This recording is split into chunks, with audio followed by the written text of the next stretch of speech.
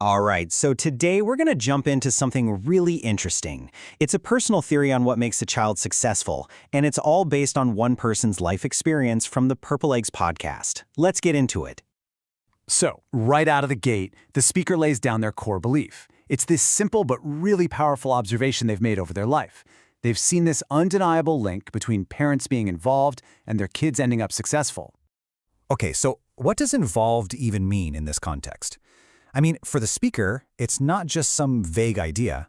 They have a super specific vision of what it actually looks like in practice. And look, this isn't just about, being there physically. The speaker really stresses this high level of visible enthusiasm, being at the meetings, getting your kids into different clubs, showing up for every single game, and even just handling the basics like making sure they always have a ride home. It's about being this active, enthusiastic presence in pretty much every part of their school life. Okay, but how does all this running around to meetings and games actually work? What's the secret sauce? Well, the speaker has this really fascinating idea they've noticed, something we could call the standout effect. Let's see how they think it plays out. And this is where it gets really interesting. The speaker believes there's this specific chain reaction that gets kicked off inside the school system itself. It's not just about what the kid does, but about how the system reacts to the parent. So here's the theory. Broken down, it's pretty straightforward. The parent is everywhere, they're enthusiastic, and the teachers and staff start to recognize them. Because the parent is so well known, the child, by extension, also becomes more visible. They stand out. And according to them, what happens next is that the kid gets more support, more attention from the faculty. It's a fascinating cause and effect. Now get this. This whole philosophy doesn't kick in on the first day of kindergarten. Nope. According to the speaker, you've got to start way, way earlier than that. I mean, think about that for a second. That's a huge statement. They're basically saying that the foundation for a child's education gets built from the very moment of conception. Wow.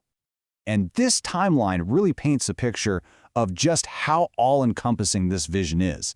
You can see it's this continuous journey that starts with things like music and reading in the womb, carries on with reading during infancy, and then just flows right into that full-on active school engagement. It's really a lifelong commitment from their point of view. And they get super specific with the advice for expecting parents. We're talking about listening to classical music, reading out loud to get the child used to the sound of language. They even go as far as to say, avoid watching scary movies because they believe the child is just absorbing everything. It's a pretty wild take on just how early development starts, right? Okay, so this philosophy of total immersion, it doesn't just stop when the school bell rings. No, it goes way beyond that, deep into their social life, basically their entire world. And the speaker draws a really sharp contrast here. So on one hand, you have the involved parent who they say knows their kid's friends' parents years in advance. They're the one driving their child to a friend's house and maybe even sticking around for a bit. And then you have the complete opposite, a parent who maybe doesn't show as much interest, who lets their kid find their own way home from a game. And this is a really crucial point they make. This is not a solo mission. It has to be a team effort. They stress that both parents, whether they're together or co-parenting, have to be on the same page, equally engaged and just as enthusiastic. Okay, now this is super important. Throughout this whole discussion, the speaker makes a really critical disclaimer, and we absolutely have to talk about it because it gives all of this the right context. They're incredibly clear about this, and they say it more than once. They're basically saying, hey, this is my theory, this is what I saw in my life, but it's not some universal law. It's just their opinion based on their own experiences. Right, and they really hammer this point home, making it crystal clear that what they're saying isn't backed by science. It's all based on their own personal observations. They're also really careful to point out that this isn't about blaming teachers or the school. They believe the faculty and staff care about all the students. Their whole point is that from what they've seen, this intense involvement helps a child get a little extra from the system, not that other kids are just left behind. All right, so let's wrap this up. What we've really unpacked here is a detailed personal blueprint for parenting.